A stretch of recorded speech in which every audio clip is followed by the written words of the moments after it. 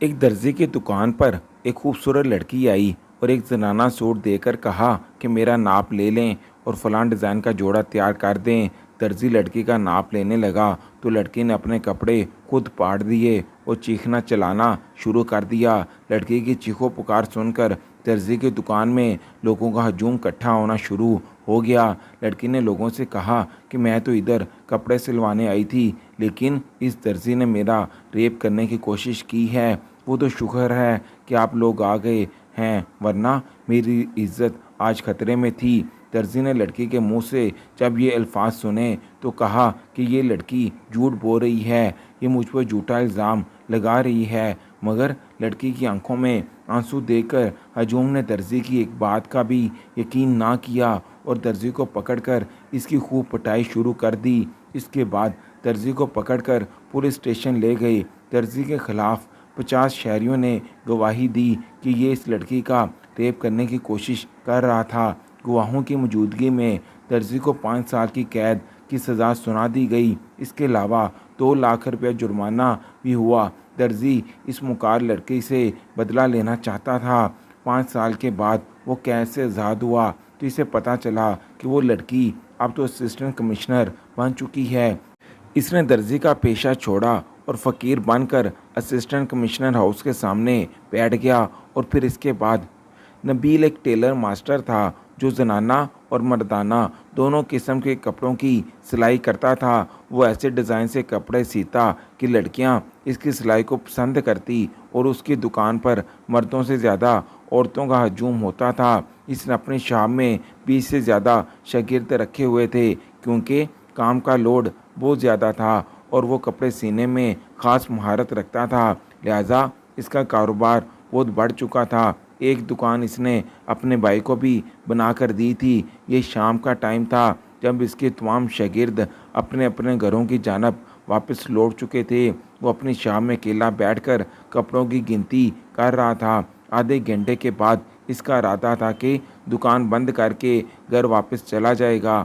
वो अपनी शॉप बंद करने ही वाला था कि एक लड़की इसकी शॉप में दाखिल हुई। इसके हाथ में एक कीमती जनाना जोड़ा था। जो कि लड़की ने नबील से कहा कि मैंने आपके काम की काफ़ी तारीफ़ सुनी है, इसलिए दूसरे शहर से खुसूसन आपके पास आई हूँ। इसने वो सूट नबील के हवाले किया और फिर इसके बाद अपने बैग से एक मोबाइल निकाला। मोबाइल से एक डिज़ाइन इसने नबील को दिखाया और कहा कि इस डिज़ाइन का मुझे एक सूट तैयार करके दे दें। नबील ने 1 हफ़्ते का टाइम मांगा, लेकिन लड़की ने यही कहा कि मेरी बहन की शादी है, लिहाजा 3 दिन के अंदर अंदर मुझे ये सूट तैयार चाहिए। नबील ने कहा ठीक है, मैं 3 दिनों में ये सूट तैयार करके दे दूँगा। इसके बाद इस लड़की ने नबील से कहा कि आप मेरा नाप लिख लें। नबील ने कहा कि मैं औरतों का नाप नहीं लेता, आप कागज़ पर अपना नाप लिखकर बताएं ताकि इस लिहाज से मैं सूट तैयार कर सकूं। मगर इसके बावजूद लड़की बार बार ज़िद कर रही थी कि आप मेरा नाप लें ताकि बाद में आपको परेशानी का सामना ना हो और सूट ख़राब ना हो जाए। नबील इस औरत का नाप लेने लगा तो वो चीखने लगी, चिल्लाने लगी। नबील इस लड़की के रवैये पर हैरान हुआ। इसने चीख चीख कर आधा बाज़ार जमा कर लिया। लोगों का हजूम नबील की दुकान के अंदर जमा हो गया। एक हजूम में एक शख्स ने लड़की से पूछा कि क्या मामला है, आप क्यों चीख रही हैं। इसने बताया कि मैं इसकी शोहरत सुनकर इसके पास ये सूट सिलवाने आई थी, लेकिन इसने मेरा रेप करने की कोशिश की है। लड़की की बात सुनकर नबील ने कहा कि ये औरत झूठ बोल रही है, मैं नहीं जानता कि ये मुझ पर इल्ज़ाम झूठा क्यों लगा रही है और इसके पीछे इसके क्या मकासद छुपे हैं, लेकिन इस बात की कोई भी सदाकत नहीं। हमारी कौम तो वैसे भी ऐसे मौका की तलाश में होती है और किसी को मारने का मौका वो कैसे ज़ाया कर सकते हैं। लोगों ने ना आओ देखा ना ताओ, ज़ोर ज़ोर से वो नबील को मारने लगे। जिसके हाथ में जो चीज़ थी वो नबील पर फेंकने लगा। हजूम को मुश्किल देखकर एक बुज़ुर्ग ने लोगों को मशवरा दिया कि आप लोगों का ये रवैया दुरुस्त नहीं, आप कानून हाथ में नहीं ले सकते। बेहतर यही है कि आप इसको पकड़कर पुलिस स्टेशन ले जाएं ताकि इसके खिलाफ कानूनी कार्रवाई की जा सके।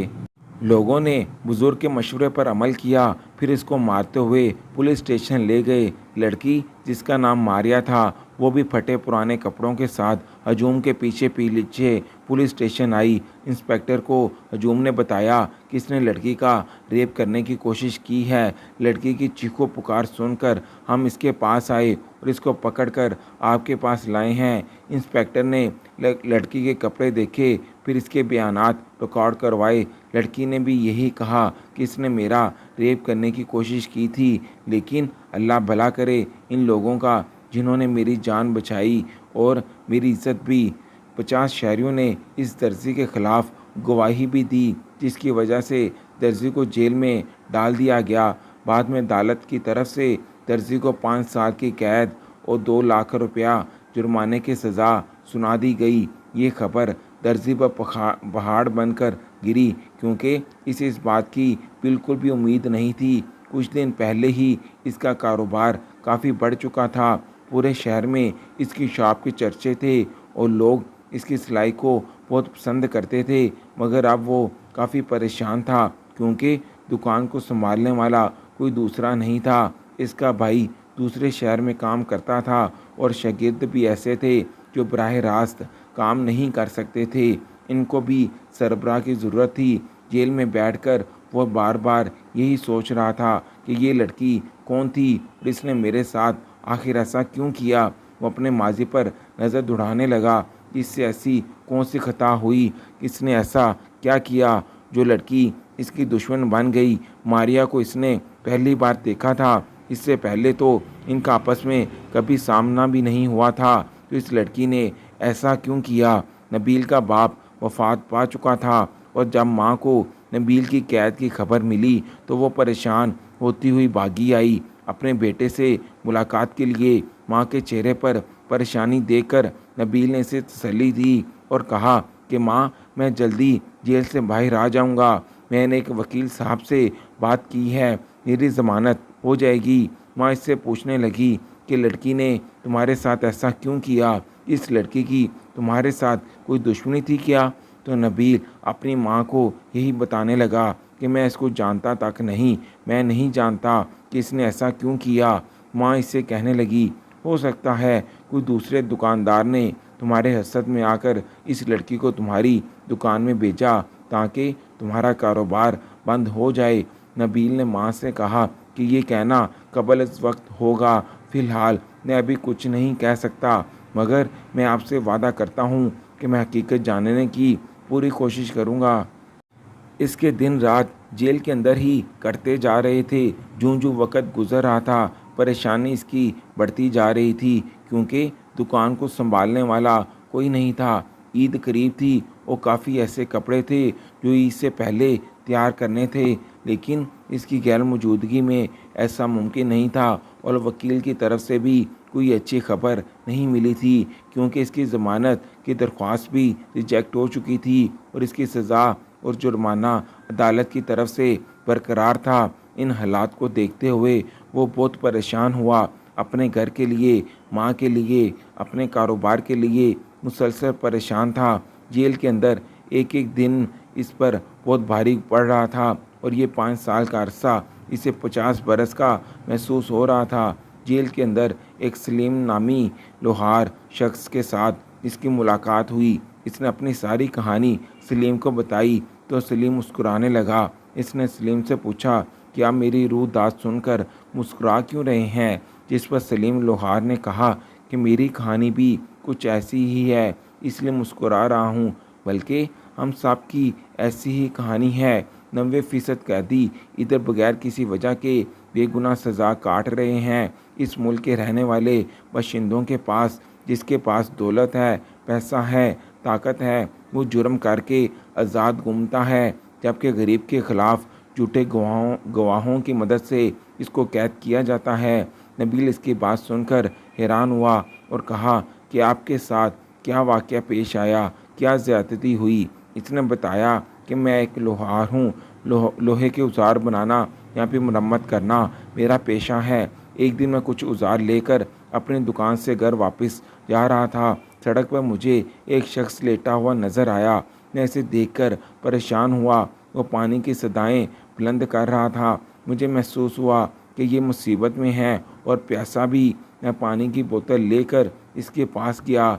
देखा तो वो ज़िंदगी और मौत की कश्मकश में था। हालांकि वो पानी मांग रहा था, क्योंकि वो पानी पीने की पोजीशन में नहीं था। और मेरी परेशानी में तब इजाफा हुआ जब मैंने देखा कि इसके सीने में किसी ने खंजर घोंप दिया है। इस हालत में मुझे कुछ समझ ना आई कि मैं क्या करूं। पहले तो मैंने सोचा कि इसकी मदद करूं, इसको अस्पताल ले जाऊं, लेकिन फिर ये भी सोचा कि मैं मुसीबत में फंस सकता हूं। अभी मैं सोचों में ही था कि एक पुलिस वैन वहां से गुजरी और पुलिस वाला वैन से उतरा और देखा कि एक शख्स ज़मीन पर लेटा है और मेरे हाथ में कुछ औजार थे। मैंने इनमें से एक औजार इसके सीने में घोंप दिया। ये इसकी सोच थी। बगैर सोचे समझे उन्होंने मुझे गिरफ्तार किया। मैं अपनी सफाई में बार बार यही कहने लगा था कि मैंने इसे सड़क पर लेटे देखा था, रास्ते में ज़ख्मी हालत में पड़ा था। मैं इसकी मदद करने ही वाला था कि आप लोग इधर आ पहुँचे और मुझे पकड़ लिया, लेकिन उन्होंने मेरी किसी भी बात का यकीन ना किया और वो आदमी दम तोड़ चुका था और मुझ पर कत्ल का इल्ज़ाम लग गया। मुझे इस जेल में 8 साल हो चुके हैं और कत्ल के जुर्म में मुझे उम्र कैद की सज़ा सुना दी गई। मगर अब मैं इस गैस से बेजार आ चुका हूँ और मेरे दिल की ख्वाहिश है कि मुझे इस फांसी की सज़ा ही हो जाए। ये सुनकर नबील कहने लगा कि आप कैसी बातें कर रहे हैं, कि आपको अपने घर वालों का कोई एहसास नहीं? आपकी फांसी इन पर क़यामत बनकर गुजरेगी। लोहार कहने लगा, मेरे होने या होने ना होने से किसी को कोई फ़र्क नहीं पड़ता, क्योंकि मेरी बीवी मुझको छोड़कर जा चुकी है। वालिदैन का भी इंतकाल हो चुका है। मेरे वो भाई जिनको मेहनत मजदूरी करके मैंने पढ़ाया लिखाया, जब वो आला ओहदे पर पहुँचे तो वो भी मुझे छोड़कर चले गए। इन्हें मालूम था कि मैं मुसीबत में फंस चुका हूँ, जेल में चक्कियाँ पीस रहा हूँ, लेकिन इसके बावजूद एक दफ़ा वो मुझसे मुलाकात करने के लिए आए थे, लेकिन दोबारा वो ना आए। मेरा भाई, ये दुनिया है और दुनिया में मुश्किल वक़्त में लोग आपको छोड़कर चले जाते हैं, लेकिन जब आप दौलतमंद हों और खुशहाल हों तो लोग आपसे दोस्ती करना पसंद करते हैं। नबील ने लोहार से कहा कि मैं आपकी बात से इत्तेफाक करता हूँ, बिल्कुल ऐसा ही है। बस दुआ करो कि ज़िंदगी में कभी बुरा वक़्त ना आए, जिस तरह आप पर और मुझ पर अचानक बुरा वक़्त आन पड़ा। नबील लोहार से पूछने लगा, अगर आप बुरा ना माने तो मैं आपसे कुछ पूछना चाहूँगा कि कभी ज़िंदगी में आपसे कोई ऐसी गलती हुई जिसका आपको अफसोस है कि काश ऐसा ना होता? इस तरह के तखलियात।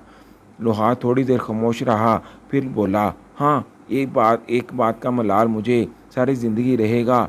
मैं एक बार अपने दुकान में बैठा औजार तेज़ कर रहा था, जबकि मेरी बीवी मुझे खाना देकर वापस चली गई। मैं काम में मसरूफ़ था और सोचा जब काम से फ़ारग हो जाऊंगा तब आराम से खाना खाऊंगा। मैं औजार तेज़ करने में मसरूफ़ था कि एक बिल्ली मेरा खाना ख़राब करके चली गई। खाना नीचे फर्श पर गिर पड़ा और वो खाने के काबिल ना रहा। इस दिन मैं दोपहर को भूखा रहा और मुझे बिल्ली पर गुस्सा था।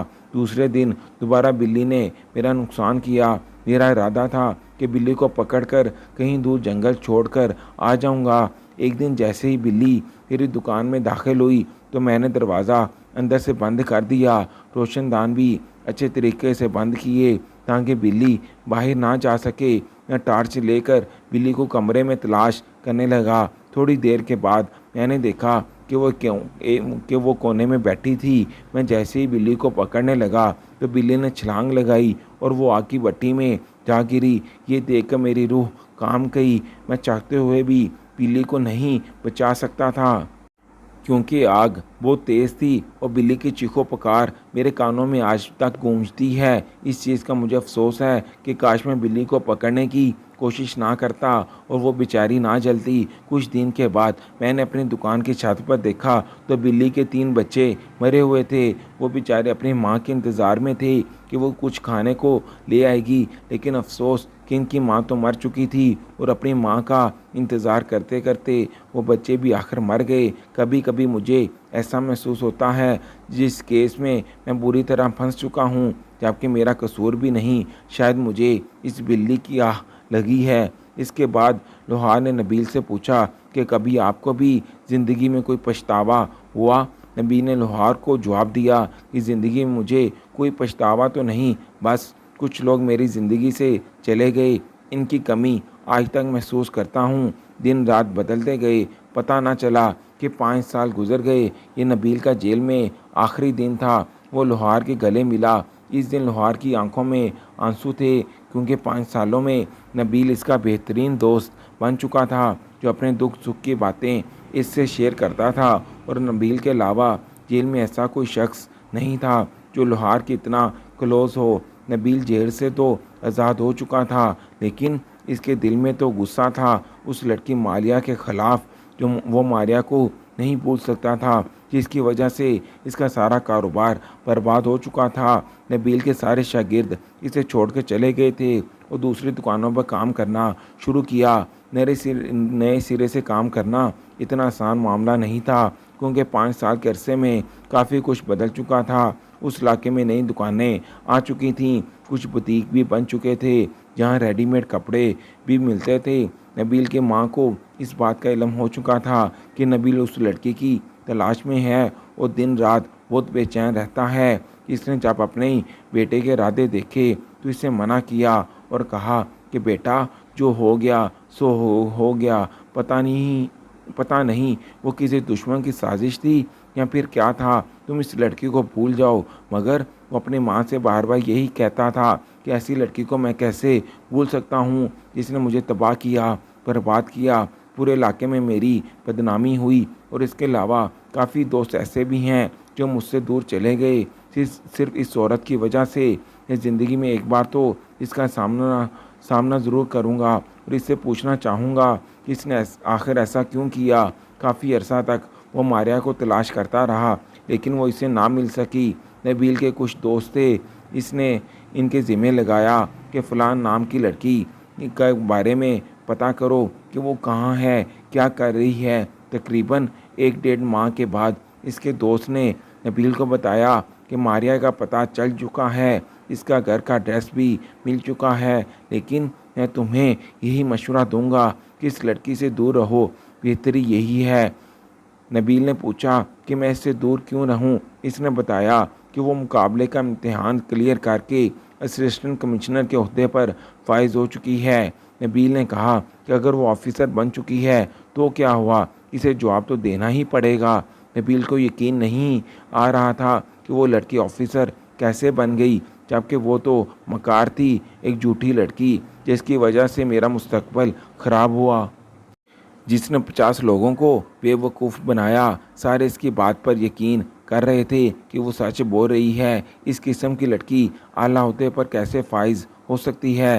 लिहाजा वो खुद इस बात की तस्दीक करना चाहता था कि वो ऑफिसर बनी है या नहीं। अगली सुबह वो घर से निकला और असिस्टेंट कमिश्नर हाउस के सामने बैठ गया। थोड़ी देर के बाद इसने देखा कि बड़ी सी गाड़ी में मारिया घर से बाहर आ रही थी। इसकी सिक्योरिटी भी काफ़ी सख्त थी। मारिया को देखकर वो हैरान हुआ।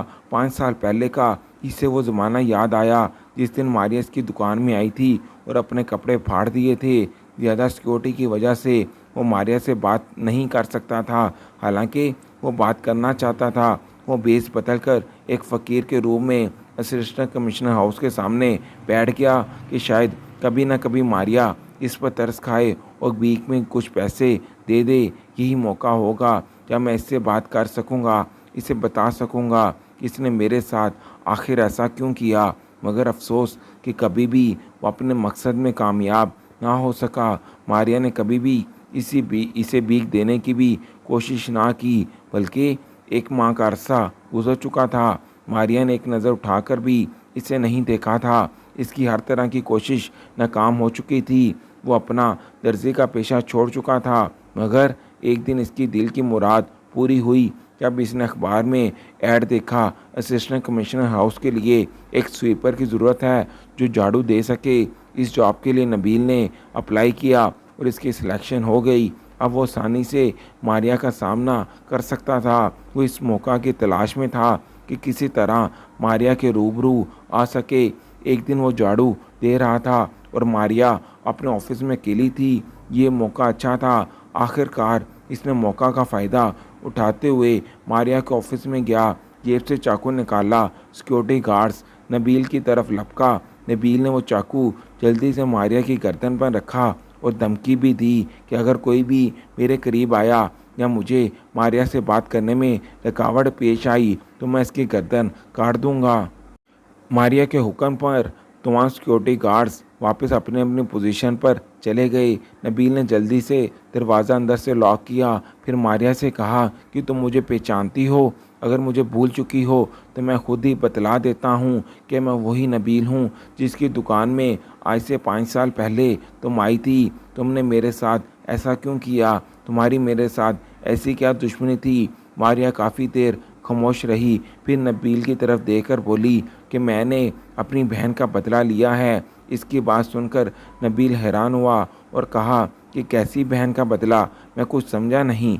मैंने तुम्हारी बहन के साथ क्या किया? मारिया ने कहा कि मेरी बहन शाजिया। शाजिया का नाम सुनकर नबील के रोंगटे खड़े हो गए। काफ़ी देर इसे कुछ समझ नहीं आ रहा था कि वो आखिर खड़ा कहाँ है। मारिया ने रोकर कहा कि तुमने मेरी बहन के साथ जो किया मैं किसी सूरत भी माफ़ नहीं कर सकती थी। ये तो शुक्र करो कि तुम्हारी जान बच गई, वरना तुम्हें जान से मारने का मेरा मंसूबा था। तुम्हारी वजह से मेरी बहन शाजिया ने खुदकुशी की कोशिश की थी, लेकिन शायद इसकी ज़िंदगी के दिन बाकी थे कि वो ज़िंदा बच गई। तुमने जब मेरी बहन को रिजेक्ट किया, रिश्ते से इनकार किया, उस दिन इसने तीसरे मंजिल से छलांग लगाई थी, अपनी ज़िंदगी ख़त्म करने की कोशिश की थी, लेकिन तरक्की झाड़ियों की वजह से इसकी जान बच गई। नबील ने कहा कि इनकार मैंने नहीं, बल्कि शाजिया ने मुझसे शादी करने से इनकार किया था। दोनों की मुलाकात एक पार्क में हुई थी और इस मुख्तसर मुलाकात में वो एक दूसरे से मोहब्बत कर बैठे। नबील ने अपनी माँ को शाजिया के घर भेजा तो नबील की माँ रोती हुई घर वापस आई। इसकी माँ ने नबील को बताया कि उन्होंने ना सिर्फ रिश्ते से इनकार किया है, बल्कि बेइज्जत करके मुझे घर से भी निकाल दिया है। नबील ने शाजिया को फ़ोन किया तो इसका नंबर बंद जा रहा था। वो बार बार फ़ोन कर रहा था, लेकिन शाजिया का नंबर मुसलसल बंद था। इस वाक़े के बाद नबील शाजिया को भूल चुका था, लेकिन आज 5 साल के बाद मारिया की ज़ुबानी इस हकीकत का पता चला कि नबील की माँ खुद इस रिश्ते से इनकार करके गई थी और ये भी कहा था कि हमने नबील का दूसरी जगह रिश्ता तय किया है। मेरे बेटे की बड़ी बड़ी 2 दुकानें हैं, जबकि तुम लोगों किराए के मकान में रहते हो। अपनी बेटी का पूरा जहेज भी नहीं दे सकते और मुझे ऐसी बहू नहीं चाहिए। इस दिन मैंने ठान लिया कि मैं सख्त मेहनत करूंगी, इस माशरे में अपना मुकाम पैदा करूंगी, क्योंकि गरीब की इस माशरे में कोई इज़्ज़त नहीं, सब लोग पैसे को पूछते हैं। बस ये सुनकर नबील अपनी माँ की तरफ भागा। इसने पूछा कि माँ, तुमने मेरे साथ आखिर ऐसा क्यों किया? मैं तुम्हारी औलाद नहीं था क्या? तुम्हें अपनी औलाद की खुशियाँ अजीज़ नहीं थीं? नबील की माँ काफ़ी शर्मिंदा थी। कहने लगी, बेटा मुझे माफ़ कर दो, मुझसे बहुत बड़ी गलती हुई। मैं अपनी भांजी को इस घर की बहू की शक्ल में देखना चाहती थी, लेकिन तुम इस शाजिया से मोहब्बत कर बैठे। मगर अब मैं अपनी गलती का कफ़ारा अदा करना चाहती हूँ। मैं खुद शाजिया से माफ़ी मांगूंगी। नबील अपनी माँ के साथ शाजिया के घर रवाना हुआ। शाजिया ने अभी तक शादी नहीं की थी। नबील की माँ ने इससे माफ़ी मांगी और यूं शाजिया नबील की ज़िंदगी में वापस आई। दोनों ने एक दूसरे से काफ़ी गिले शिकवे किए, लेकिन चूँकि अभी भी इनके दिल में एक दूसरे के लिए जगह थी, लिहाजा उन्होंने एक दूसरे को माफ़ कर दिया।